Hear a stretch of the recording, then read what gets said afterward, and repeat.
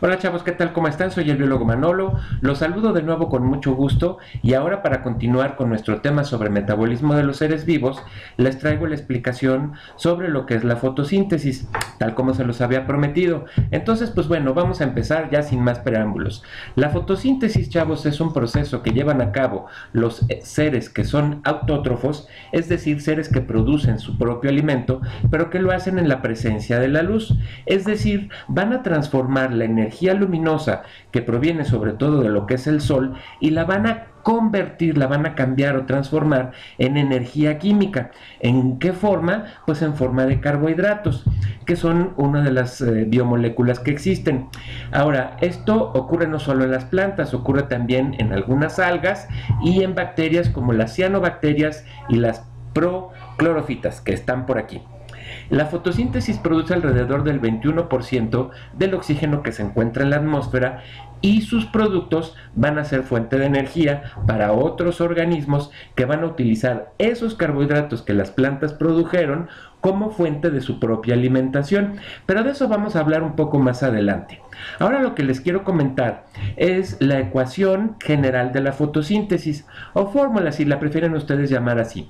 Está constituida primero por 3 moléculas de dióxido de carbono que junto con 6 moléculas de agua, y esto en presencia de luz, chavos, y con las células vegetales, pues bueno, esto tiene como resultado que se produzcan carbohidratos, moléculas de oxígeno, 3 en total, y 3 moléculas de agua también. ¿En dónde ocurre esto? Pues bueno, por supuesto que ocurre al interior de las células vegetales. Aquí les estoy indicando este hexágono, que es una sola célula, y un montón de pelotitas de color azul que están en su interior. Pues ¿qué creen que son estos? Por supuesto, los cloroplastos. Los cloroplastos tienen el color verde porque precisamente están formados sobre todo de una molécula que se llama clorofila, que es la que aporta el color verde precisamente a estos organelos celulares. Y quiero presentarles un poco más sobre la estructura de los cloroplastos. Los cloroplastos, como ven ustedes aquí en esta fotografía tomada al microscopio electrónico y que está iluminada de color verde, por supuesto, nos muestra cómo es la estructura interna de un cloroplasto. Pero para que quede un poco con más detalle la explicación, yo lo que les quiero comentar es que, bueno, cada uno de estos organelos está rodeado por una membrana externa y al interior hay una membrana interna. Dentro de esa membrana interna, ya lo que es el interior del cloroplasto, se encuentra una matriz gelatinosa. Esta matriz se llama estroma y en ese estroma, imagínense que está como nadando en ese gel un montón de estructuras. Estas estructuras, si vemos la más sencilla, como este granito de acá, el que está aquí hasta arriba, es un tilacoide. Los tilacoides están apilados unos encima de otros. Son saquitos membranosos y en su conjunto forman una estructura que se llama el granum, como este de acá. Pero dentro del cloroplasto hay un montón, fíjense que hay 1, 2, 3, 4, etc. Entonces, varios granum forman lo que se llama la grana. Esa es el plural de la palabra granum y en general esta es la estructura del cloroplasto, chavos. ¿Cuáles son las etapas de la fotosíntesis? Son 4 principalmente. La primera se refiere a la absorción de la luz, es decir, el contacto que tiene la planta con la luz que proviene del sol. Y después hay un transporte de electrones con la reducción de NAD a NADPH. El NAD, muchachos, es una molécula que sirve para acarrear electrones y de la que vamos a hablar un poquito más. Básicamente lo que les puedo adelantar ahorita es que es un nucleótido, ¿sí? El dinucleótido de amina. Va a producirse también el ATP y por último se va a fijar el carbono. Es decir, se convierte el CO2 que la planta capta de la atmósfera y en qué lo convierte, pues en carbohidratos, en energía. Estas 3 primeras etapas, chavos, de la fotosíntesis ocurren en las membranas de los tilacoides y forman lo que se llama la fase luminosa de la fotosíntesis. Esto ustedes ya lo estudiaron en elementary y en middle. Y la última parte, que es la fijación del carbono, es la fase oscura. Esto no quiere decir que se lleve a cabo de noche, chavos. Lo que quiere decir es que puede llevarse a cabo en ausencia de la luz del sol. Por eso es que se le llama fase oscura. Ahora les voy a presentar un poco lo que son las dos moléculas de la clorofila. Les hablaba que había una clorofila A y una clorofila B. La diferencia entre ellas es mínima. Una tiene un hidroxilo, la otra tiene un nitrilo. Son diferencias muy pequeñitas.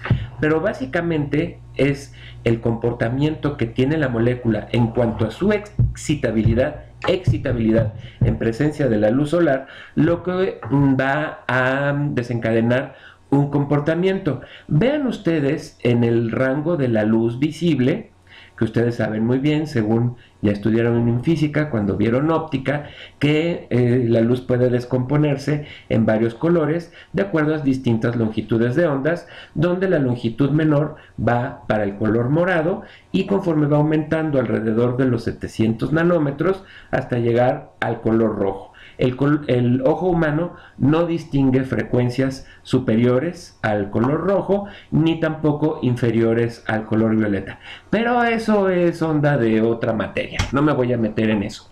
Lo que quiero que ustedes vean es cómo en las longitudes de ondas sobre todo lo que es el color morado y el azul, cómo se está comportando los dos tipos de moléculas de clorofila que existen y cómo en el rango del verde, el amarillo y el naranja como que no tienen ninguna actividad y nuevamente presentan unos picos ya en el área del color rojo. Entonces, eso es un comportamiento importante porque nos habla de qué longitudes de onda son las que estimulan a estas dos moléculas que son la base del proceso de la fotosíntesis.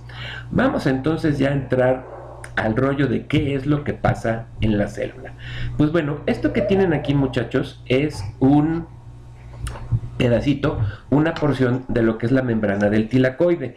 En esta membrana se encuentran embebidas un montón de proteínas, que son estas de color morado, y cada una de ellas está pegada con una antenita de estas que son de color verde, y si son de color verde, pues ¿de qué creen que sean?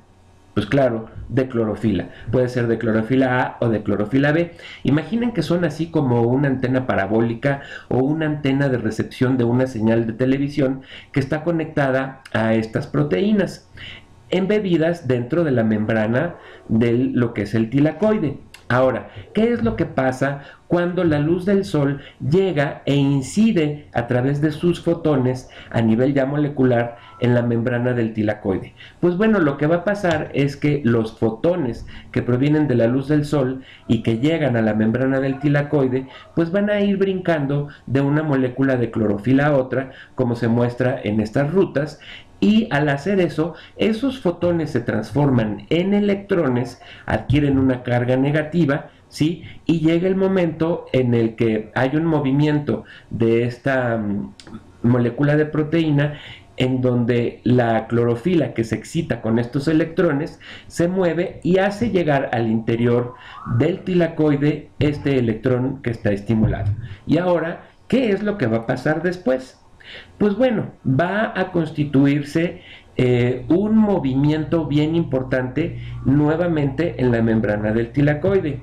Estas moléculas de clorofila de las que yo les hablaba están unidas pues a estas proteínas formando un complejo de antena. Unido este complejo de antena a la proteína forma algo que se llama un fotosistema, es decir, la unión de estas dos cosas forma el fotosistema. Chavos, hay dos fotosistemas. Lo que yo quiero que ustedes tengan presente para que no se confundan es que estos dos fotosistemas van funcionando, pero no siguen el orden en el cual fueron descubiertos.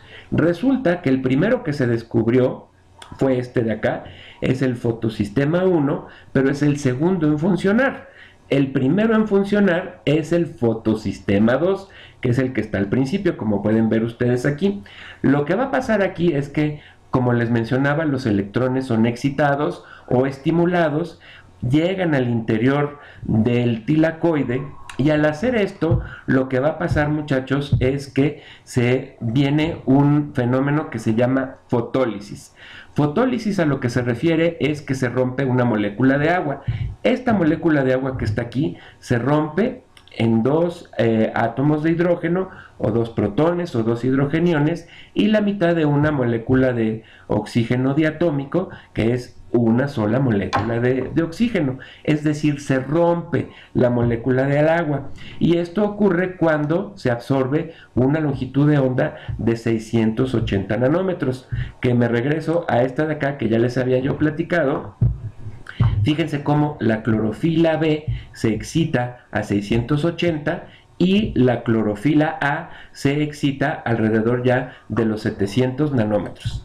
Regresamos a donde estábamos. Pues bueno, se lleva a cabo entonces el rompimiento de la molécula de agua y quedan estos protones o átomos de hidrógeno al interior del tilacoide, mientras el electrón travieso sigue moviéndose a lo largo de la membrana del tilacoide, llega a esta otra molécula que se llama citocromo, donde también del exterior del tilacoide al interior pasan algunos otros átomos de hidrógeno, sigue su movimiento el electrón hasta llegar al otro fotosistema, al fotosistema 1, que como les decía es el segundo en funcionar. No se me confundan, por favor.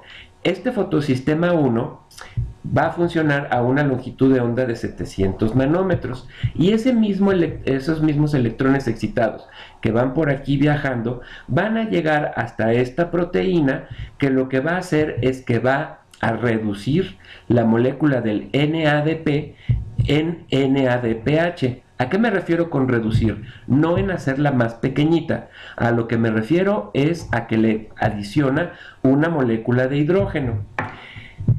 Hecho esto, chavos, se siguen produciendo más átomos de hidrógeno que van a llegar a esta molécula de acá. Esta molécula se llama ATPasa.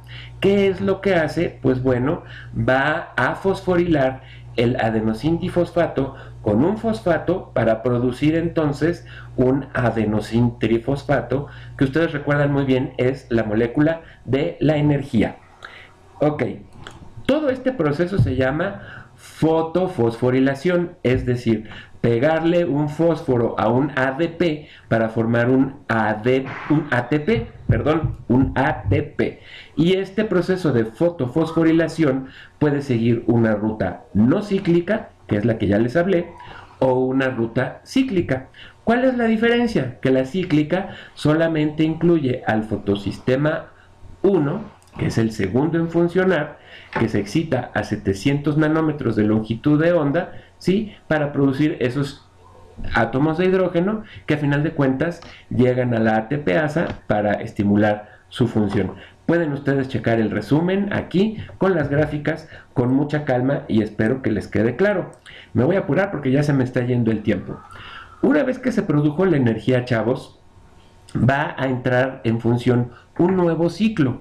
Este ciclo se llama ciclo de Calvin o ciclo de las pentosas, en donde ¿qué es lo que va a pasar? El dióxido de carbono es convertido a final de cuentas en glucosa, en carbohidratos. Se sigue toda esta ruta donde el dióxido de carbono recibe aportes de esta molécula que se llama ribulosa 1,5-difosfato a través de esta enzima que se llama rubisco, y es la única enzima que les voy a pedir que tengan presente para este ciclo de Calvin, ¿sí? Y donde va siguiendo una ruta metabólica de las que ya hablamos, en donde se forma el 3-fosfoglicerato, después se gasta energía de ATP para convertir esta molécula de acá en esta de acá, que es el 1,3-bifosfoglicerato.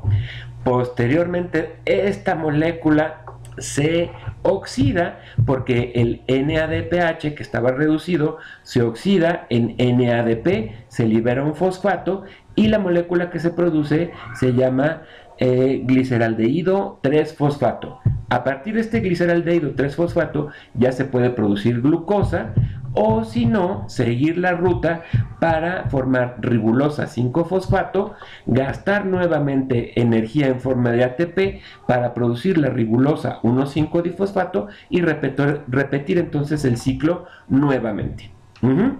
A final de cuentas, chavos, todo esto ocurre dentro del cloroplasto, ¿sí? Pero cuando ya se produce la glucosa, esta puede seguir una ruta alterna ya en el citoplasma de la célula vegetal, fuera del cloroplasto, para producir lo que viene siendo sacarosa, disacáridos o polisacáridos como el almidón. Aquí les presento un resumen rapidísimo de lo que viene siendo la fase luminosa, la fase oscura, donde hay fotólisis del agua, fotofosforilación, producción de energía, producción de NADP, H, y a final de cuentas entrar al ciclo de las pentosas, donde se usa el dióxido de carbono para producir fosfogliceraldehído, que finalmente obtendremos entonces carbohidratos. Ok, pues ya me voy porque se nos acaba el tiempo. Nos vemos cuando hablemos de respiración celular. Nos vemos, chavos. Bye bye.